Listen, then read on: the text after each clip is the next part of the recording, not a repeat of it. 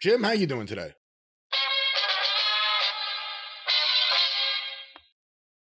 Well, we watched another wrestling program. Good God. Was it worth it? Was this all worth it? From the penthouse to the outhouse has never been more apropos after we watched Collision on Saturday night and then go back to the same level of muck where we're wallowing in muck, indie muck, amateur muck, And Meyer. muck of all descriptions. The muck has run amok. All because of the Bucks and their other dumb fucks. But we'll have some luck because we will skip some of this muck. All right. I thought I could rhyme. The Hardys and the Guns. And we've talked about... This is Dynamite. By the way, this is Dynamite. Yeah, it sure is. 6/21 on your calendar, June 21st, the summer solstice. Everybody's brains were baked. The Hardys and the Guns, we've explained the folly of what they did they reunited one of the most popular tag teams of all time and gave it away on free television in a meaningless match. And then sometimes they're around and sometimes they're not. We mentioned they could have had a cohesive strategy. I would have done something to Matt Hardy to make him not only a raving babyface, but in an injured, sympathetic position, looking for revenge to bring Jeff Hardy back as a surprise. Boom, boom, boom, to clear the ring and lead to a pay-per-view match, because the first time that you would see the Hardys together in this, given all the conditions, what prevail would probably be the most popular or the most profitable one. The big reunion in a grudge match on pay-per-view where the people got to pay to see it. And then possibly about a month or 6 weeks down the road, you've maneuvered them into a huge match on free television for the ratings. And then if you were very careful, they would earn their money if you had them work in some fashion back and forth between pay-per-view and television 6 or 8 times in the year. But you would get descending returns because look at the condition of them. And it's not, that's not like, an insult. Look at what they've done to their bodies. Can't do that shit anymore. And I actually thought this was the best they've looked in a while, this match. Well, I'm glad I haven't seen what Jeff did last, because what I saw was him just jumping up in the air and landing wherever the fuck he lands, and the other guy's supposed to catch him and break his fall or fucking cushion Jeff's fall somehow at the expense of his own body. But anyway, they could have made something out of this. The Hardys are icons. Now, what they did was without giving them their due as legends and having a couple of big matches that really got noticed, and you could have hid some of the weaknesses and people have been happy to see them. Now they just been here. And now they want to get somebody over with using Matt and Jeff to do it. The Guns, young team. But the Guns don't beat the Hardys. The interference from the 2 other fucking guys do. So you've just negated the Hardys doing a shocking job for this young team of the future to set up an 8-man tag team match that doesn't involve either one of them. That was the most interesting thing, because again, I thought the match, because I've seen some of their recent stuff, I was ready to shit on it. It wasn't as bad as some of the other stuff I saw, and it was a hot crowd, and the Guns were doing everything they could to move around. So I wasn't going to kill the match, but then I was like, oh no, they're going to do something, I guess, with Ricky Starks and the Hardys and so on. But then the Hardys just vanished, and they were gone, and it was almost like they weren't even there to begin with. Well, and also, and I understand what you're saying about how it was one of the better Hardy matches, but unfortunately, with my eagle eye and a discerning mind for this, it was because the Guns were bumping like human super balls. The Guns were literally working around Jeff to a big extent being immobile, and Matt to some extent being immobile, and all the action and movement, whether offense or defense, was the Gun Boys in large part. And except at one point, Matt made a big comeback and gave one of the Guns a twist of fate, and the Guns sold it like a stunner. I don't know where that, but anyway, the point is that they created a situation where the green guys were having to carry the veterans. And yes, there's been the bruiser and crusher effect for many years in wrestling, where the opponents had to carry the icons, but the opponents were usually Bockwinkel and Stevens for bruiser and crusher, or they also experienced, or the Horseman for Nikita, or whatever it may be. And so it didn't do the Gun Boys too many favors to do this, to get this win when they had to do all the work, and then the Gin and Juice come down, and they're the ones that beat the fucking Hardys, basically. And then Gin and Juice come back and get heat on Matt and Jeff too. And then here comes Ricky Starks, and the heels stop him. And then here comes FTR, and they get a big pop. And they have a big brawl, but the heels are still up. And then suddenly, here comes, and I love the staggered run-ins. No music. And no music for the run-ins, because it's a sense of urgency. They're trying to save somebody. And you got the pops. And the people are going fucking batshit. So this part, yes, as soon as they got Matt and Jeff out of there, business picked up.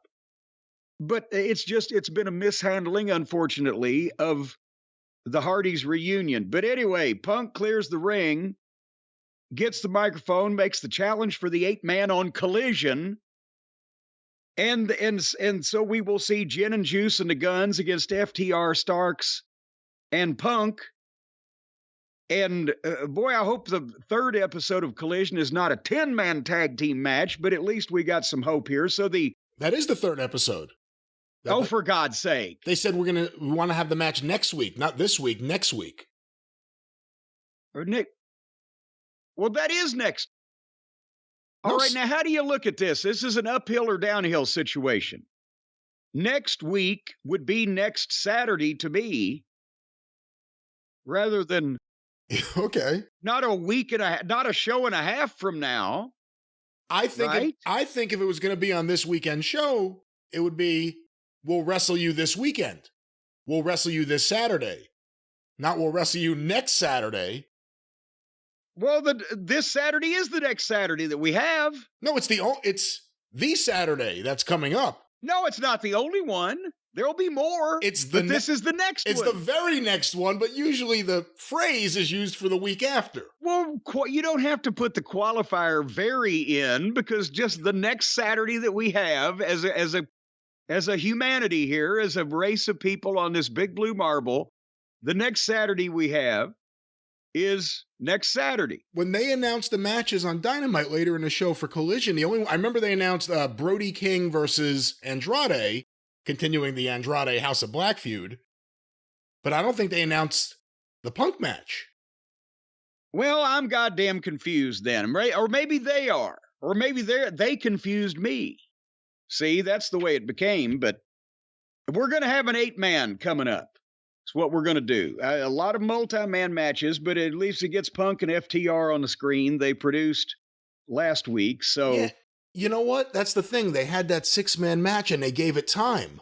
And it was great, and it was different, and it was paced well, and it was exciting. And if you're going to have Ricky Starks as one of the top baby faces on Collision as well... He gets a good rub. Gets a good rub from that. And once again, to me, Juice Robinson stood out in this thing. Just his screaming, just everything about the fucking guy. Jay White looked good. It's weird to say this. They're trying to elevate the Guns. These guys were the tag team champions. It's easy to forget that. But they're trying to elevate the Guns by having them involved with all these guys. And the Guns have looked good in there, I have to say. Oh, they did a masterful job of bumping and feeding and falling and et cetera, et cetera. But they're animated. They're so animated. But anyway, so basically Punk made that challenge for whenever it may be on Newfoundland time or whatever. And then he called for his music. Like Mussolini, he saved the day. And the Hardys had completely disappeared. Gone away. See, you could have made it rhyme. You could have worked it. Well, you scold me about singing so much. Now I'm frightened. And by the way, wonderful shot. Pretty much all night, but especially in this match, of this big bulbous head across from the hard camera, the sign being held up. It looked familiar. As a matter of fact, for those of you who might not realize it, you can purchase the official Cornette face t-shirt at jimcornette.com, available in sizes small to 5X for our portly friends. And you can have that right on your chest, just like that guy had the big sign. My head's not that big, though, but I'm looking down over everything. That was a gigantic, and it was pretty gigantic head. Yes, it was. It hit well during that Jericho match. Well, we ain't there yet. We got to go to the concession stand brawl between Jeff Jarrett and Mark Briscoe. And again, trying to critique a performance in this is like trying to fucking critique the wrestling skill in a Saturday Night Live sketch. It's a parody of wrestling. Jeff Jarrett knows why the Tupelo concession stand brawl that they mentioned without any context, or probably, I don't even know if Sockface has ever seen it on YouTube. It didn't happen in Japan. But Jeff knows why the first one worked, why that subsequent redos didn't, because it had been done, because the talent that did it the first time did it the best and was the biggest, Lawler and Dundee. He knows the context that it was presented and why it didn't draw money, but the angle that it was drew money in rematches. It was not advertised as such, obviously. And this was a complete just Tony Khan / basement mark / modern silliness fan wet dream. And again, Mark Briscoe could have been one of the hottest single baby faces in the company and in the main event world title picture. Jeff Jarrett at this point could still probably serve as a better local live event promoter than whoever the fuck they've got going to Hamilton, Ontario 6 times a month. Papa Briscoe is a gimmick that can get over with context in certain circumstances, but this is just meaningless horse shit. And they were actually working hard. Mark's out there taking those bumps again after the career he's had, taking meaningless bumps in a meaningless match that people are laughing at. Just because the commentators are. And the announcers are laughing at. Everybody, just because Tony Khan has the understanding of wrestling and its psychology of a child, and he has the TV formatting ability of a simpleton, and he's, if not on various medications causing this, then needs to be on some medications to stop this. Hi. So, anyway, all the things that Tony Khan has been given to him from the start of his life, tens of millions of dollars from his father, so that his dad can see him spend some of his inheritance and have fun. 5 hours of national TV a week on TBS and TNT that hated and didn't want a wrestling company with 3 times the fucking viewers selling 10 times the fucking tickets that this one is, except at Wembley Stadium. Stuff nobody else could get because everybody else had to try to figure out a way to make the money back and justify spending the money to someone that would have had to give them the money. And there was no way to do that. Tony didn't have to, he could just do this. And he's, again, fucked it up by eliminating his chances for growth to any level approaching the WWE's just because this is indie style bullshit that appeals to a small segment of the world, and that segment ain't gonna get any bigger. Because the more you see of this shit, the more you realize it all looks the fucking same. And nobody gives a shit about the people doing it, except the people that live their lives on the fucking internet and dream of one day booking in their basement like Tony does. God damn it. So anyway, about 10 or 12 extra people ran in on this. It started at the concession stand and ended up in the ring in another complete, what is it, 180 degree or 360 degree fucking whatever from the original. It started at the concession stand, at the hot dog stand, and ended in the ring. 10 or 12 people ran in, and everybody just, the best friends were involved. Did you hear the referee's instructions, I guess they are, at the start of the match? Yes.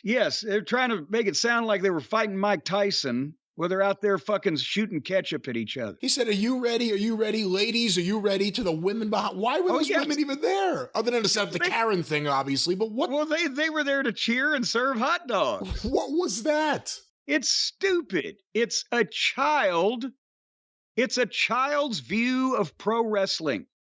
And he's literally putting his action figures in the goddamn ring from Walmart, except it's not from, it's the size of Walmart now. He's renting NBA arenas to put his fucking Titantron and his ring in so his action figures can have concession stand brawls. To fuck. You don't get to party with action figures. So now, would you like to move on to Jericho? Sure.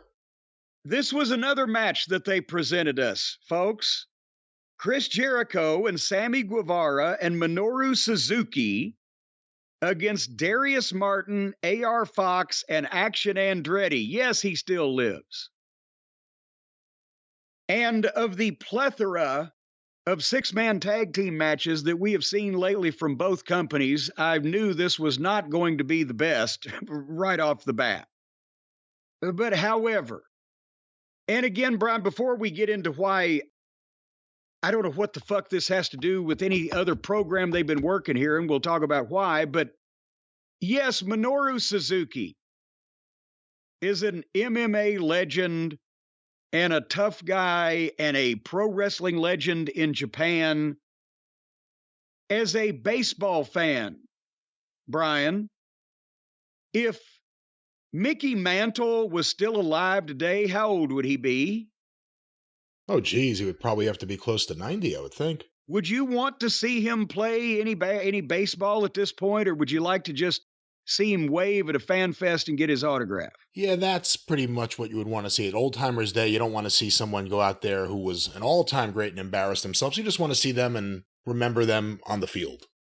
Okay, so for those people who know, which, again, is it even the complete AEW television audience that knows that Minoru Suzuki is a legend in Japan and an MMA blah, blah, blah? I know the announcer, Sockface, tries to tell people, but since you really don't listen to him and you don't believe anything else he says because he's full of shit as a Christmas turkey anyway, does anybody believe that? To look at this guy and look at the state of him now on American television without knowing who he is, would people not laugh at what is in front of them? He looks ridiculous. He sells nothing. His shit looks phony. And everybody's flying for him, even though he looks like he just got paroled from a rest home. Am I overstating this? If you don't know who this fucking guy is. No, if this version of Minoru Suzuki is your first exposure to him and you don't know anything about him, I could see you wondering, how is this the toughest guy that they're making him out to be? Okay. So very easily I could see you thinking that, because if you don't know his reputation or who he is, he's not an impressive looking wrestler. So you're just going purely based on reputation.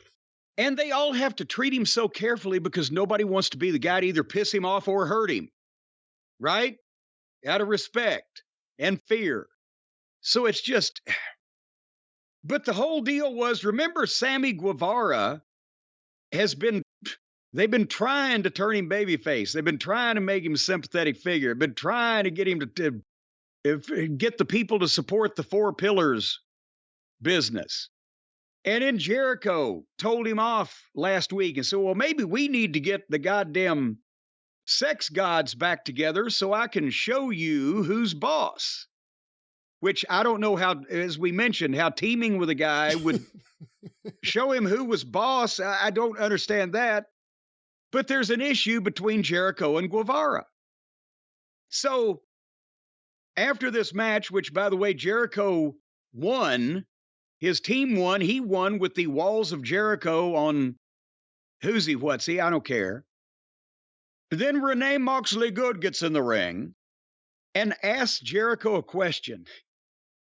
And one of her typically inane, what are you feeling about this or whatever? And Jericho just takes her microphone and walks off from her, and she just turns around and leaves.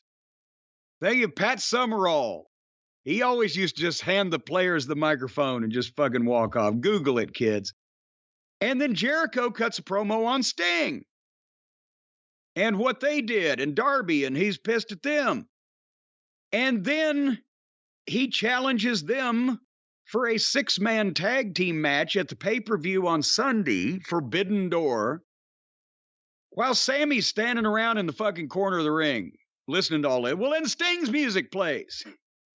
And here comes Sting and Darby, and Sting gets up in Jericho's face, tells him off, and accepts for both of them. And then Darby actually gets to say, when we have a third man too, and I don't think that we know who the fuck that is, but the point is, how was this supposed to further anything between Jericho and Sammy, which is how we started here, when Sammy did fuck all of nothing?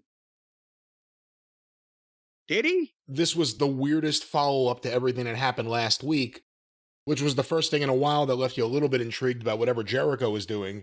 It was all out the window. It was all about Suzuki and setting up the 6-man tag at Forbidden Door.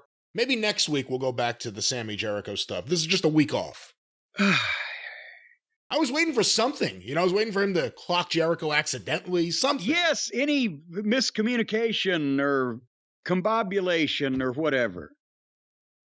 But no. So we might have to remind me, let's talk about Forbidden Behind the Green Door after we get finished with this stuff, because I don't know how many fucking matches there's going to be on this thing. And I don't even know if they know yet. They're still announcing them. How many multi-man matches on this thing? Well, how many people is he paying every week? He's got to, So, and by the way, there's a big tag team tournament, folks, coming up to determine, from what I understand, the number one contender to the tag team titles, but the names for the teams, because they can't fucking get any teams over, even the ones they've got right under them. So they're going to draw the names of people and they team up at random. And it will, could be enemies or could be friends or whatever the case. Could be lesbian nuns. We don't know who's going to be in this thing. And they signed the nuns? Well, kayfabe. Yes, there is a thing, and what do they call it? The Incredible Pairs. They do it in Mexico, where they have a show themed around drawing names, and enemies have to team up, and it's a nice little concept.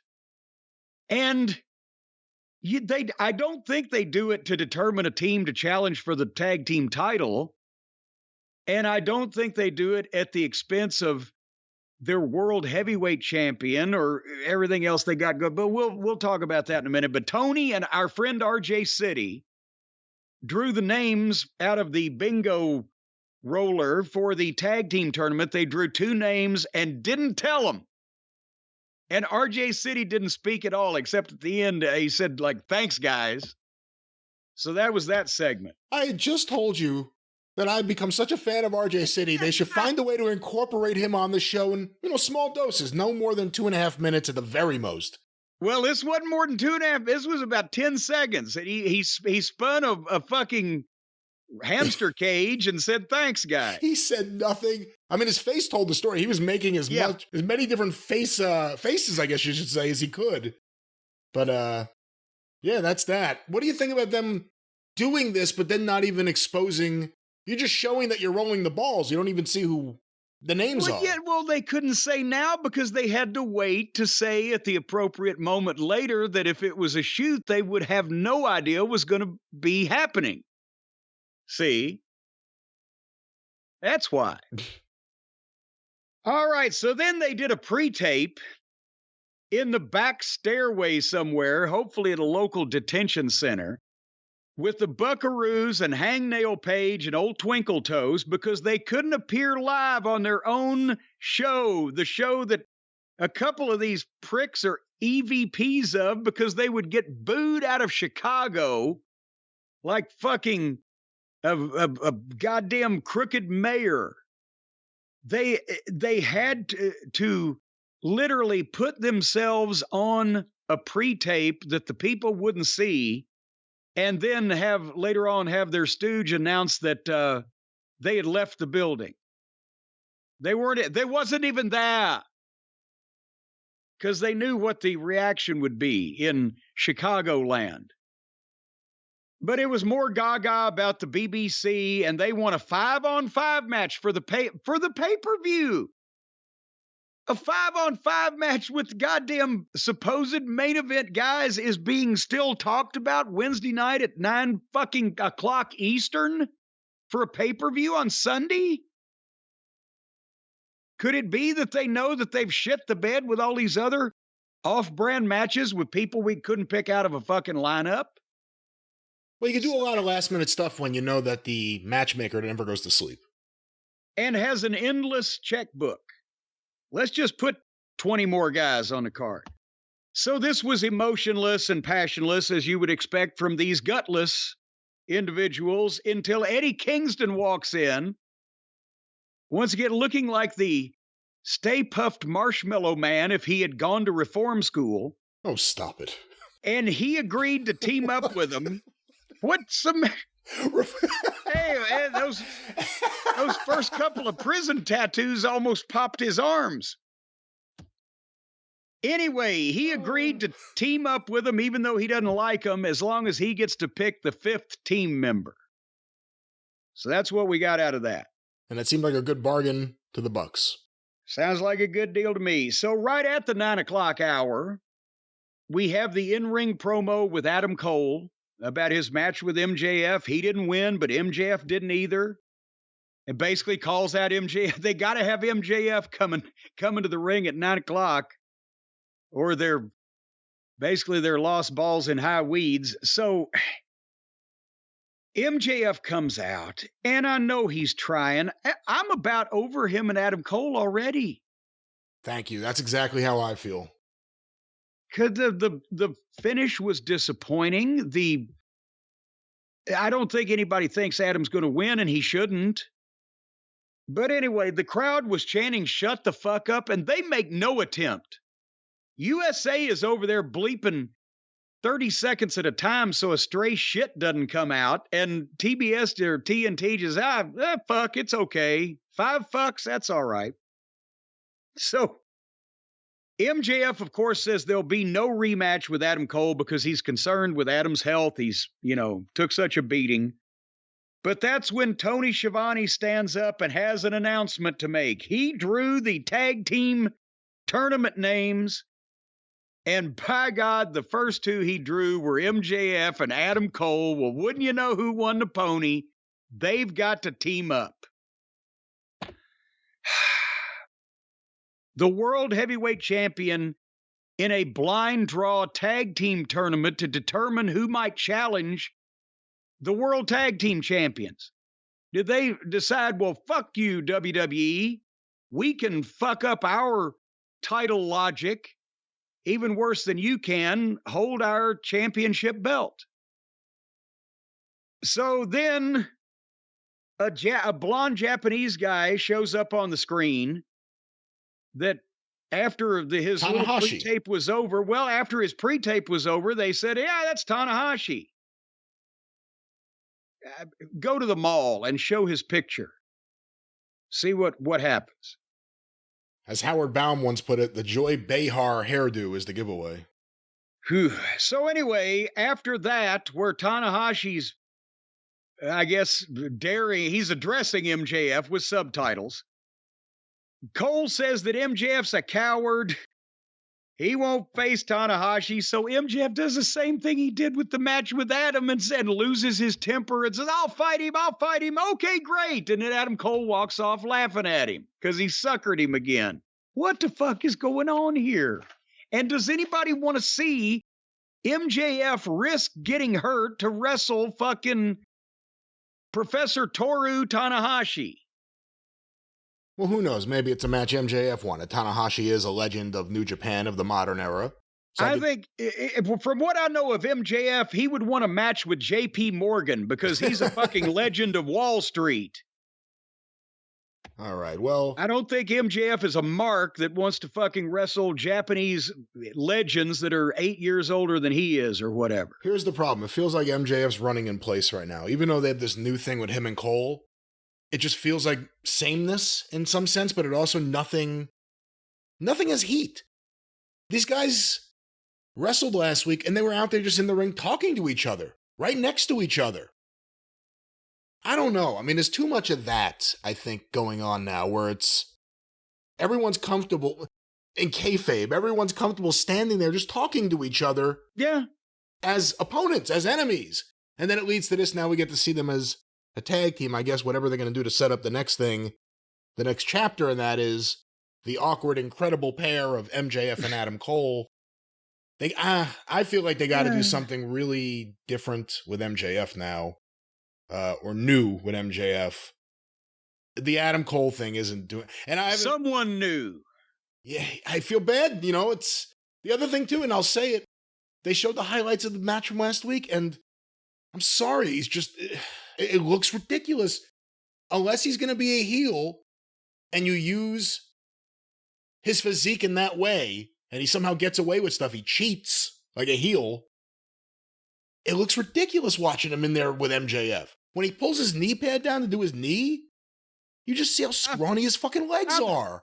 I'm afraid the lack of support from that knee pad would cause his legs to break off in half. So I'm not feeling this, and they got to do something different with MJF. And I don't know what you do with Adam Cole. I think he's best used as a heel, but that may not be how they see him best used. Well, that horse is well down the fucking road at this point. Anyway, speaking of down the road, we saved some time next because I swear to God to y'all people out there listening, watching, y'all people, the cult of Cornette.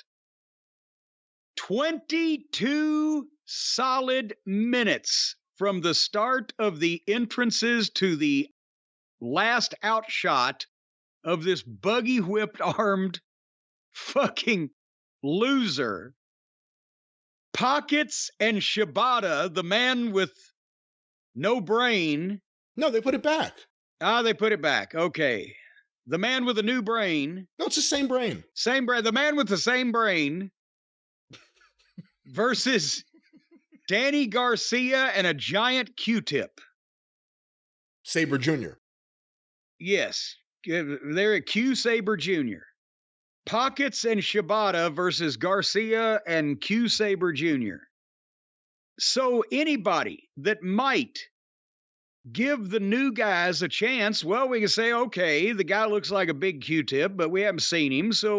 And Shibata looks like, well, another random Japanese guy that we've never seen before. There's a bunch of them on the program, but he's new. We'll give him a chance. But no, he's involved with Pockets, so this is obviously all a joke.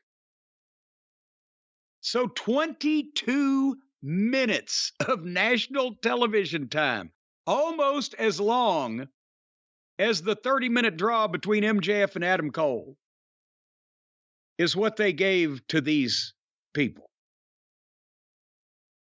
And I feel like this, we don't know what the ratings are yet. I feel like this could be one of those weeks where we get surprised. It's just like, what the fuck happened? How? Because otherwise I would say, how could this match not be one of the lowest rated segments ever? Even if you like these people. Sabre Jr.'s never been on this show. Shibata has never been on the show. Excalibur didn't even talk about his brain removal. Oh, yeah. No, yes, he did. Yes, he did. Oh, did he? Okay, he did during the entrance, because when Shibata came out, I was wondering if anybody would say that his brain was removed. But no, he told the story of the injury, but he did not talk about the brain removal. You see, I'd lead with that. And then I skipped it. The Brainiac. I would even call him the Brainiac. I would build into it. But then Garcia, and, they've tried to elevate Garcia. Now he has a Jimmy Del Rey dancing thing he does. I don't know when that started.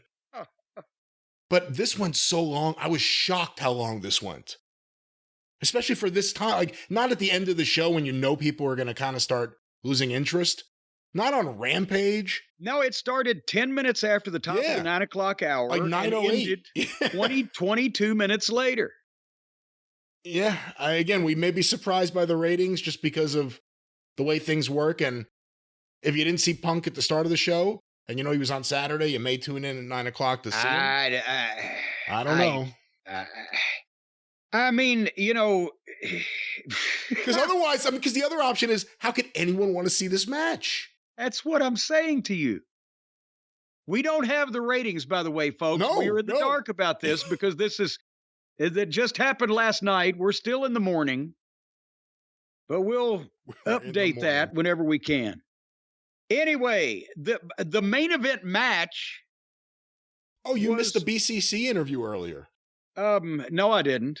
Oh. I saw it, and they were standing there, and I just kept going. Takeshita looked good. Well, if he'll stand on his own without the other fucks in the way, I'll look at him. So the main event match of the program was the TBS title with Chris Statlander against Taya Valkyrie. And it didn't really come together. They spent most of the first part of the match slapping each other's tits. Why did the girls want to chop? Because I would think that would be uncomfortable, and you're either literally slapping somebody's tits or you're hitting them in the collarbone. I worry about Chris Statlander because she tried a backflip off the apron into a reverse DDT while Taya was standing on the floor and missed her and landed with her knees crumpled up underneath her. That landing scared the shit out of me. I mean, she was wearing thick braces, but still, the way she landed. She's had 2 major knee surgeries. And Taya's working real hard, but it ain't happening here. I don't know what the fuck. And Statlander hit a superplex and a tombstone, which was impressive as hell. 1, 2, 3. But that much weight on your knees over and over. You've had 2 knee surgeries. I would suggest find an acceptable alternate finish that does not destroy your knees over time. Any other comments? I can't on add that? too much to it. It wasn't the greatest. I have limited exposure to Taya Valkyrie before AEW. And she's, in my opinion, never looked worse than since she's come here to this place. I mean, no, she looks like $1 million, but wrestling-wise, it is not happening. I like Statlander. I worry about what she's doing, and they're getting hurt again. I mean, the way she landed on that thing on the floor, you're not doing it justice because you can't. You have to actually see it. When you say she crumpled up with her legs underneath her, it did not look good for someone with a repaired knee, a recently repaired knee, let alone 2 surgically repaired knees. But other than that, she's got size. The people are as into her as AEW fans get with women wrestlers there because, I hate to say it, the crowd always gets quieter during these matches. The sign language thing is pretty cool. That's something good to use. Yeah. But, you need people to wrestle. And like I said, I'm sorry, I've never seen Taya Valkyrie much before here, maybe briefly in NXT, but I've not really been... I guess you worked with Jade and Statlander's coming off an injury, but I'm not making excuses for someone I've never seen before, so I don't know. Yeah. And with Statlander, and they were torn ACLs, and I've had those injuries in both my knees, like she did hers. And I know people are going, well, she's much more of an athlete than you are. Well, no shit, Sherlock. But at the same time, I've not only had those injuries and know what they feel like and know what the repair feels like, but I've talked extensively to doctors about those, not only because of mine, but because of being involved with the developmental program and guys blowing their knees and having to interact with them in the office and a blah, blah, blah. And I'm just suggesting don't do backflips off the apron, landing on your feet on the floor, and probably save the tombstone for a special occasion, and it'll serve you better over the long run. That's what I'm saying. Anywho, you ready for the real main event, Brian? Yeah. So, Eddie, after this show, God bless America, Eddie Kingston comes to the ring. And he puts a shirt on because he mentions he's just had surgery and he ate a bunch of ice cream. I think he... See, that's great. I'm sorry. That's why the fans like him. Yeah, he is. He's just a big slob, and they do like him. But goddamn, I don't know if ice cream could do that. I think, again, it looks like somebody shoved a helium tank tube up his ass and fucking blew him up. He's ready to fucking float in the Macy's parade. Well, he's not that big, and if you go through a few Ben & Jerry's, I could do it. Well, I've been through a few Ben & Jerry's. I'm still keeping my girlish figure. It took you a while to get to your girlish figure. It took me a while to uncover the girl down there. The girl inside of you. It took you a while to find her. Oh, I rolled over, and son of a bitch, took 6 weeks for him to find her. Anyway, that's where he said the Buckaroos and Kenny had left because he told them he didn't respect them. And the crowd minorly booed the mention of the EVPs. But Eddie doesn't like the Bucks, and he can't stand Claudio. And here comes Moxley now with no music. So now they've taken the criticism to heart, and now everybody's doing it. But also probably because they were running out of time. He didn't have time to play half a Wild Thing because they were almost off the air. It is interesting, though, because, again, everyone else who had no music ran out from the back. Moxley still just walked out from wherever he comes from. He's still out there in the parking lot, huffing fucking paint thinner or whatever. But anyway, so Kingston yells at Moxley Moxley first said something about if you stand behind me, I'll protect you. If you stand beside me, I'll respect you. And if you stand in front of me, I'll destroy you. He didn't mention what would happen if he fucking leapfrogged him.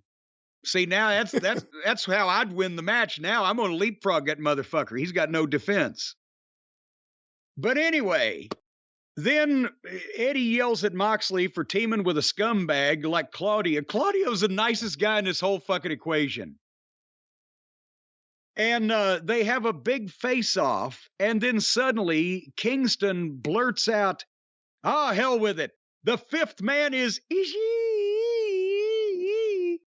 He actually said that like he was, hell, the fifth man is Stone Cold Steve Austin. So suddenly he says that, Ishii. And from the entranceway, out walks a Japanese baked potato with arms and legs. Oh, come on. And waddles down the rampway at the exact same time. Useless and Danielson and Claudio have hit the ring and jumped Kingston. But the potato hits the ring to try to help Eddie. The plumber, Moxley, rolls out of the ring and just leaves, and you never see him again while his guys are fighting. Danielson gets the microphone while the other guys beat up Eddie Kingston and the potato, and he yells for Okada. But wait, now Kingston has disappeared, and the potato is laying in the ring, and here comes, apparently, it's Okada. We would know that because that's who came out when he was called. And now, when he gets to the ring, everybody is gone except Danielson and Okada. They get in the ring and stare at each other. And then suddenly, Wheeler Useless jumps Okada from behind and starts getting some heat on him. The others are still gone. Danielson goes for the knee, but Okada moves and he hits Wheeler. And then Danielson ducks Okada's clothesline and slides out of the ring, so Okada gives Useless the clothesline, and then everybody leaves. Where do these people disappear to? Is there a teleportation machine that they have perfected in wrestling now that people just vanish when they're in the middle of a life or death struggle, a fight, a Donnybrook, a Pier Sixer, a Hey Rube, and suddenly they're gone. What do you think is worse, fighting off or vanishing? I think vanishing is worse. At least fighting off, we know it's fake, but they tell us where they went. And one more thing, the clothesline from Okada. Seriously? Are there not 17 clotheslines that are more impressive delivered on almost every wrestling program these days because the guys get turned ass over tea kettle, upside down? You're turning me, I'm giving you a clothesline so frequently. Upside down, you're turning me. It's all over. And this guy, he holds the guy's arm, he pulls him into it, he gives him a short clothesline, the guy fall down, go boom. That's it. It doesn't look as death-defying as everybody else's fucking moves on this program. So now they've not left the Japanese legend anything to get over with. See, that's part of the problem with the whole build-up and everything with this. I think his lariat, his clothesline, short arm clothesline looks good. This may not have been the best example of it, but even if you like it and you saw it here, it's like the Steve Austin stomp theory that you always talk about. Except the problem is he's not over with everyone here like he is in Japan. Correct. So if you haven't seen it before, again, like, we're talking about the reputation of Minoru Suzuki earlier. If you're not terribly familiar with Okada, you may not get that. But if you are, you may be losing your mind. Well, there's a lot more people that ain't getting it than those that are losing their minds. Anyway,